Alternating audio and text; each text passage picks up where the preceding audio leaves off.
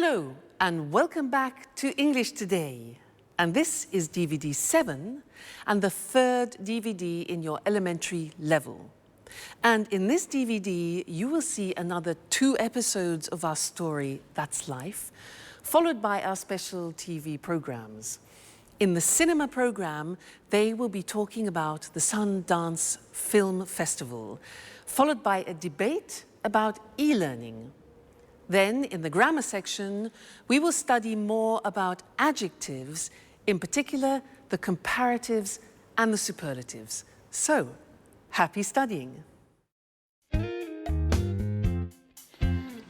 Well, guys, why don't we go to the cinema tonight?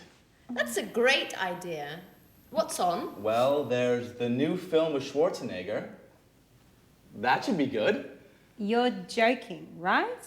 No, I'm not. What would you suggest? How about going to the disco? The disco. Are you crazy, Alice? That's not even music. That's simply noise. Come on, Peter.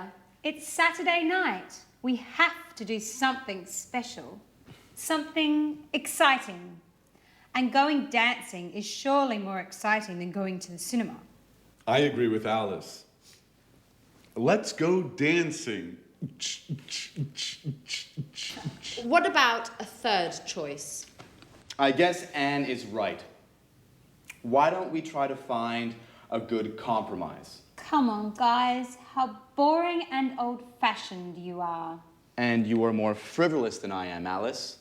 Come on, guys. Don't argue now, please. Let's vote on it. Well, Alice and I want to go dancing. Peter and Anne don't. How about you, Sharon? I don't know. Well, the disco is probably more entertaining than the cinema. Great. Okay, guys. 3 against 2. Let's go dancing.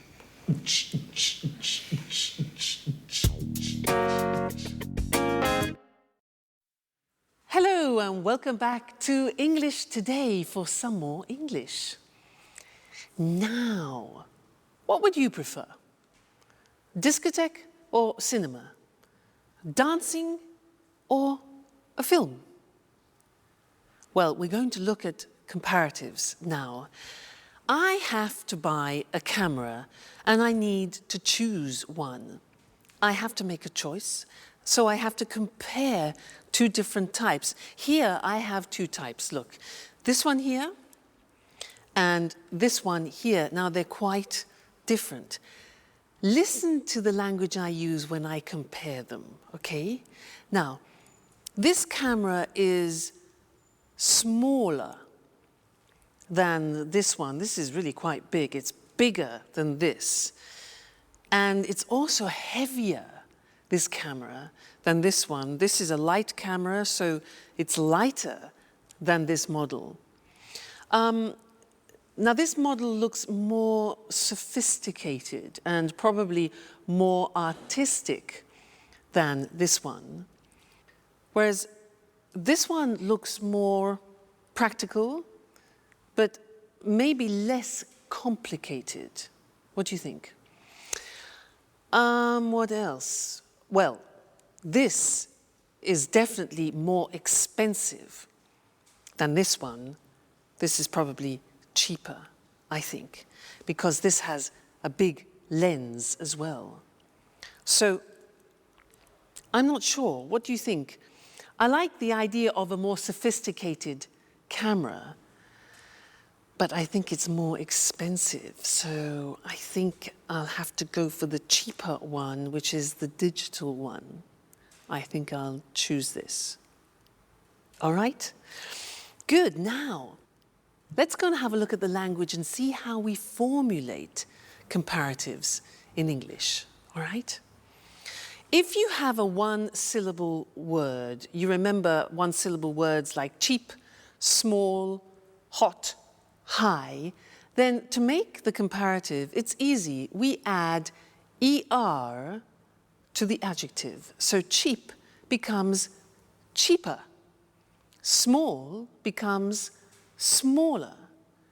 Hot becomes hotter. Notice we double the T.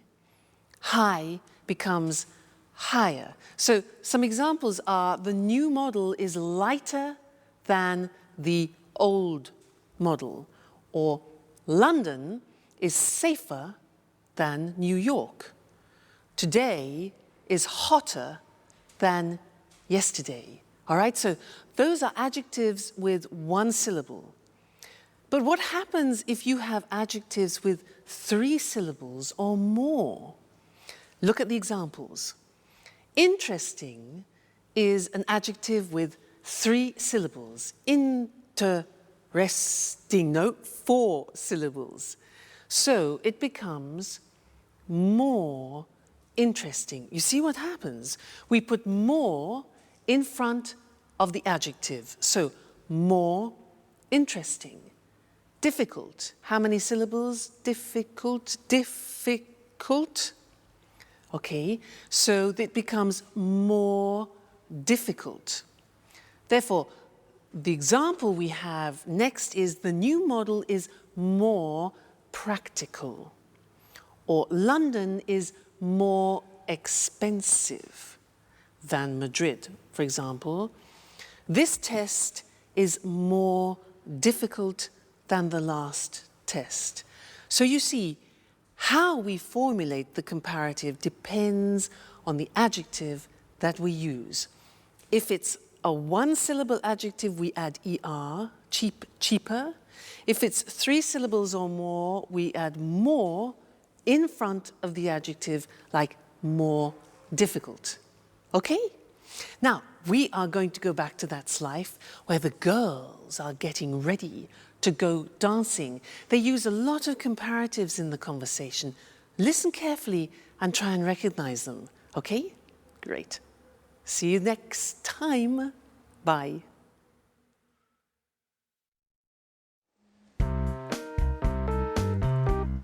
Here's my party hat. How do you like it? You look great. I envy you. Hats really suit you. Well, I envy your room, Anne. But with all this traffic, how do you sleep? Oh, I'm used to it. Which disco are we going to? Paradise. It's a new disco on King's Road. It's very nice. Did Tom and you go there together? Yes, we went last Saturday. We spent a nice night together. Maybe I asked the wrong question. You don't like Tom, do you? He's boring. Very boring. Besides, he's an Aries and he talks too much. Last night, for example, he showed me all the pictures of his holiday in the Alps. He talked for an hour about the mountains. But I hate the mountains. Why do you say that? The mountains are beautiful and spectacular. I prefer the beach. It's more relaxing and entertaining. Oh, I don't know. I think the beach is more boring than the mountains. Why do you say that? Well, think about it. Lying on the beach every day, it's much more interesting to be walking in the countryside. Yes. But it's usually colder in the mountains. I think the beach is also more romantic. Girls, stop talking nonsense. How do I look? You look very pretty, Alice. Thanks, Sharon, but you look better than me. No, how can you say that? You're much more tan than I am. Yes, but you are in better shape. And me? How do I look? You are very pretty too, Anne. I'm sure I'm not nearly as beautiful as you. Come on, guys. Stop making stupid comparisons. Let's just say that we're all different. Hey, girls. Okay, are you ready? I need your advice. Which shirt is better according to you? The red one, it's much better than the blue one for a disco night. And you, Sharon? What do you think? Well, I think The red one is funnier, while the blue one is more professional. I prefer the blue one. So, girls, which shirt should I put on? I told you, the red one. With that one on, you'll look more macho. Yes, macho. That's the right word. Really? Macho? I like it. Okay, I'll put on the red shirt. Do you agree with Alice, Sharon, about being macho, I mean? Come on, Jack. It's late. The disco's waiting for us.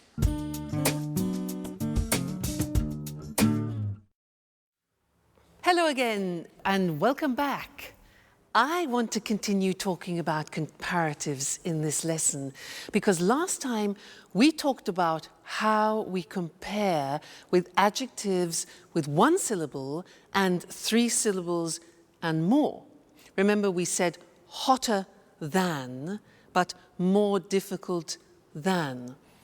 So what happens if we have adjectives with only 2 syllables? For example, like heavy or easy. Well, we say heavier and easier, but the spelling changes. And that's what I want to show you on the screen now, because the Y at the end of easy and heavy disappears. Look. Happy is an example with an adjective with 2 syllables ending in Y. Happy becomes happier. Take out the Y, put in I-E-R, okay? Then funny, funnier, and easy, as we said before, easier. Heavy again, another example, heavier. Okay, so be careful. Remember that the Y becomes an I. Some examples. I'm happier than you. His joke was funnier than mine. English is easier than Russian. All right? So that's important to remember. But that's not all. There are some real exceptions, as always, in the English language, also in the comparative form. And that's what I want to look at with you now. It's very important. The question is, what is the comparative of good? The comparative is completely different. It's better. So you would say, this camera is better than that camera. All right, so good becomes better. What about bad? Again, it's completely different. Bad becomes worse. Today's weather is worse than yesterday's, okay? Bad, worse. And one more example, far, which means distance, far becomes further or even farther. Both possibilities, farther written F-A-R-T-H-E-R, as you can see on the screen. All right, so those are the big exceptions. Good becomes better, bad becomes worse, far becomes farther or further. You choose. Examples, walking is better than running. Today, the weather is worse than yesterday, and Southampton is further than Brighton. All right? So those are all the most important things that you need to know when you're comparing things. Don't forget the exceptions. They're very, very common and easy to forget. All right? Great. So I'll see you next lesson where no doubt you will be speaking English better. Okay, see you then. Bye.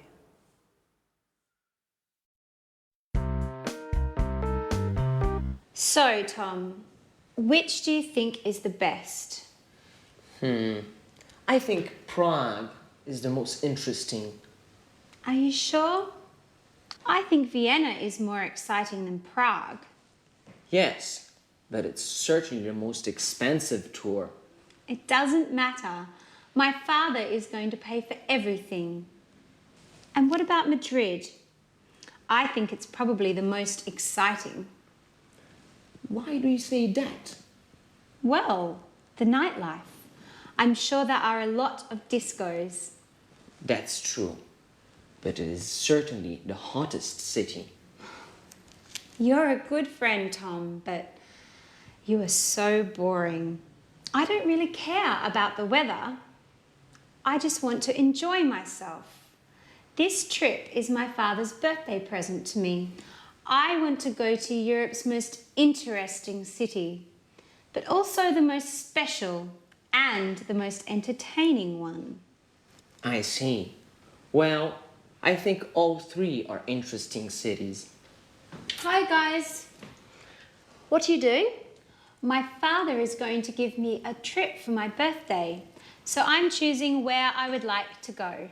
Oh, really? That's great. Are you going alone? No, my father promised to come with me. Oh. Well, do you already have an idea of where you want to go? Not yet. I can't make up my mind between Vienna, Prague and Madrid. Tom was making some precious suggestions. But she isn't taking my advice, as usual. Well, I think Prague is probably the oldest city, but Vienna is the most interesting one. There are a lot of important meetings in Vienna. Oh, and lots of museums too. Well, Madrid also has a lot of museums. Do you agree with that? Yes, that's true. But Madrid is certainly the hottest city. Oh my God, Anne. You are like Tom. You both talk nonsense. I think you two should go out together. I think you would get on well. Alice, what are you talking about? You're joking, right? Well, not really. I think Tom is perfect for you, Anne. Come on, Alice. Stop being foolish. You're embarrassing us. Really? There's no need to be ashamed. Listen, I'm going to leave you two alone now so you can get to know each other better. Bye.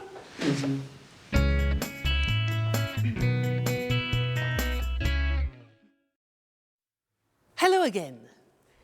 Now that's an interesting couple. Tom, who is an obsessive museum goer, Anne, who is an obsessive cleaner. Put them together, and what have you got? The cleanest museum in the world. Now, the cleanest is an example of the grammar form of the superlative, and that's what I want to look at with you now. I want to give you some examples, so listen carefully to what I say, all right? Good. So, good morning, ladies and gentlemen. Are you having problems opening your bottles? Well, I have the solution for you. Here it is. A revolutionary bottle opener. This is a bottle opener. Have you been using these old models like this and been having problems? Well, this is the most intelligent and the most revolutionary bottle that you can find. Bottle opener, it's called, okay? So, how does it work? You take your bottle of wine. You open it up like this. You open it here. You put it on the top of the bottle like that, over the cork. Then, in this position, you see, hold it strong. Take the lever like this and you pull over like that. Okay? Takes a little bit of effort, but not like that one. Then you push it back, and what happens? Bingo! Out comes the cork. Then the same action, hold it tight, pull it over, the cork comes out, and we are ready to drink. This is, ladies and gentlemen, the most effective, the newest, the quickest, the the smartest and the most revolutionary bottle opener that you will ever find. And it's the most economical. It's the cheapest. It only costs €20 for you. So buy one today and let's pour some wine and toast to the most superlative bottle opener in the world. Cheers. That's nice. Great. That was the superlative. Let's go and see it on the screen. Nice wine. Now, when we have an adjective with one syllable, like cheap, what we do is we add the at the beginning to make it superlative, and then we add est to the adjective. Look at the examples. It's the cheapest, the newest, the quickest, the smartest bottle opener in the world. Okay, so the plus est at the end. Now, if the adjective is 2 or 3 or more syllables, it changes, as I said, and it becomes the most effective. Now, the adjective doesn't change, but in front of it we put the most effective. It's the most economical bottle opener. It's the most beautiful, it's the most revolutionary bottle opener. Okay, so again, be careful. Is it a 1-syllable adjective? Is it a 2 or 3 or 4 syllable adjective? Because it changes. Great. Now, let's go back to life. That's life, where Jack and Peter are talking about football. They're talking about the best football team in the world. Okay? And I'll see you later. Cheers.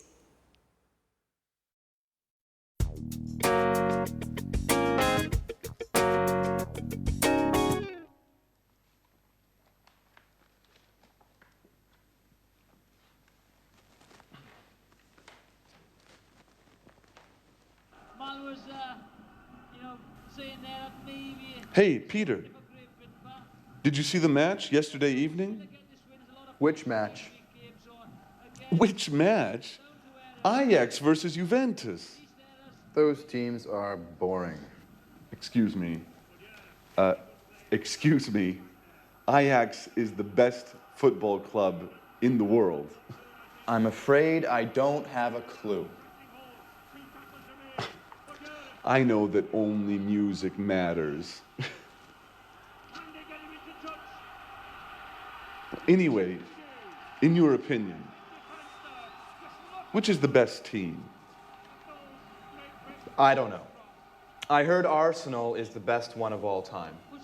They've got the most aggressive players, the most important coach, the toughest goalkeeper. Peter, you are so mistaken. Okay. What's so great about Ajax? Well, first of all, their defense is superb. It's much more intelligent than Arsenal's. No. Still. No. But you promised me. You're always busy. No, I don't want to go anymore. Anyway, thanks, Daddy. Thanks for your present. You are the worst father in the world. Don't worry, I'm going to have a great birthday all the same. Yes, with my friends. They do love me. Bye.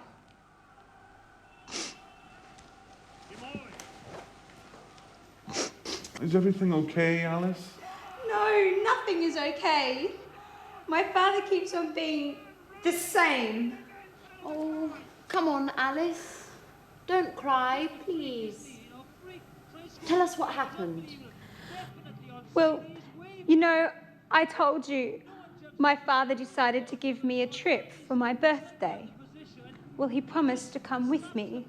And just now, he told me that he can't anymore because he has some important work to do, as usual. Oh, don't be angry with him. even if he has something important to do, you can leave for your trip anyways. No, I don't want to go anymore. Well, don't worry, Alice. We are going to give a big party for you. Isn't that true, guys? Absolutely. Yes, of course. You are the most brilliant, the smartest, and the funniest roommate we've ever had. Even if sometimes you are a bit lazy. You need a special party. Thanks a lot. You are the best friends in the world.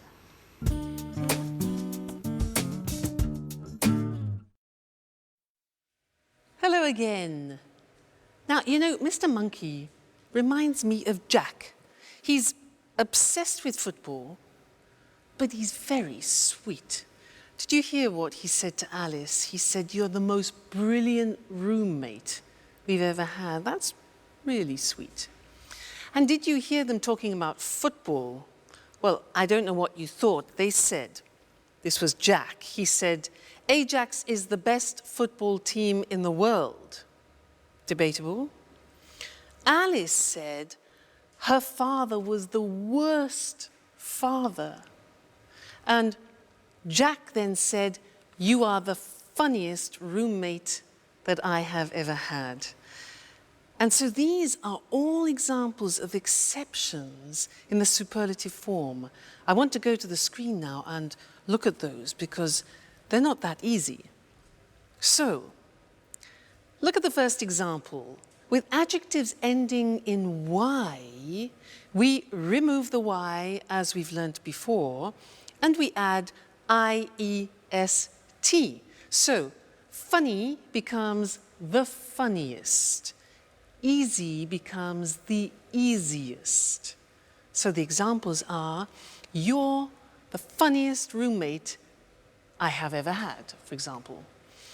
Or Naples is the noisiest city in Italy. Or it's the happiest day. All right, so those are two-syllable adjectives ending in Y. Now look at the exceptions. Remember, we have already learned that good, bad, and far are exceptions in the comparative. Well, look at the superlative. Good in the superlative becomes the best. So it's good, better, the best. Bad in the comparative is worse, remember? The superlative is the worst. Notice the T. Bad, worse, the worst. Don't forget to pronounce the T. And then far, the comparative we said was farther or further, and the superlative form is the farthest or the furthest. Okay? So, those are the three most important exceptions. You need to learn those by heart because words like good and bad we use every day. So try and memorize them, all right? And I'll see you in the next lesson. Bye. Good morning, good morning. Welcome to this week's edition of Talk Cinema. Here in the studio with me is Sanjeev Gupta, our cinema expert. Good morning, Sanjeev. Good morning. Well, Sanjeev, what are you talking about today? Today I want to talk about the Sundance Film Festival. Sounds interesting. I've heard of the Sundance Festival. What exactly is it? Well, to put it simply, Sundance is a festival for independent films and people interested in them. Okay, can you explain what an independent film is? Independent films, sometimes they're called indies, are films that don't come from the major Hollywood studios. They're produced and financed by the directors themselves, and they're usually low-budget productions. But of course, this doesn't mean that they're appreciated less than normal commercial films. Of course, independent films can be very interesting, and often they deal with contemporary issues. Exactly. You can't compare independent films with Hollywood blockbusters. They're two completely different things. Well, Hollywood films are more spectacular. They're usually high-budget productions, and the money comes from the Hollywood studios, not from the directors. There's more money to spend, so they can feature famous stars. There's another important difference here. Hollywood movies are distributed throughout the world. That's how they make so much money at the box office. Right, Sanjeev? Right, Lucy. On the other hand, independent films generally win the praise of cinema critics, but make less money at the box office. OK, let's go back to the Sundance Film Festival. Well, this festival has nothing in common with the Oscars night in Los Angeles, but it is the most important film festival in the world for independent films. It's important because it promotes the work of many young directors. When did the festival start? Robert Redford organized the first festival 25 years ago. The festival takes its name from Sundance Kid, the character Robert Redford plays in the film Butch Cassidy and the Sundance Kid. Today, the Sundance is divided into two sections. The main section is called the American Competition and is for American films and documentaries. The second section is the World Cinema Competition. This is for all other films. You know, Sundance is great fun. In addition to the films, there are parties and concerts and also special meetings for film students. Well, the Sundance Festival sounds fun. It's smaller and younger than other film festivals. There aren't lots of Hollywood stars. The awards aren't as prestigious as the Oscars. But it's an important festival. Right, Sanjeev? Right, and don't forget, it's great fun. OK, thank you, Sanjeev. And goodbye. Goodbye. Goodbye, and see you next week for another edition of Talk Cinema. So, the Sundance Festival takes its name from the Sundance Kid, the character that Robert Redford plays. A character is a person in a film. And we say that an actor plays a character. And let's have a look at some of the vocabulary and expressions we use to talk about films. There are independent films and Hollywood blockbusters. First of all, what is an independent film? It's a low-budget production that is not produced or financed by a major Hollywood studio. Major means big and important. A low-budget production is a film made with little money. And what's a Hollywood blockbuster? It's a high-budget production that is produced and financed by a major Hollywood studio. A high-budget production is a film made with lots of money. To produce a film means to make a film, and to finance a film means to find the money to make a film. We say a film is produced by and financed by someone. So, an independent film is usually produced and financed by the director of the film. The director is the person responsible for making a film. He or she directs the actors and decides how to tell the story of the film. Independent films are sometimes called indies, which comes from the word independent. Because Hollywood blockbusters are high-budget productions, they can feature famous stars. Famous stars are famous actors. So, if a film features famous stars, it means that famous actors and actresses are in the film. Pretty Woman features Julia Roberts and Richard Gere. We say Hollywood blockbusters are commercial films. This means they are easy to watch and easy to sell. They're made with the purpose of making money. All right, cinema lovers, that's it for now. Bye, and see you again soon.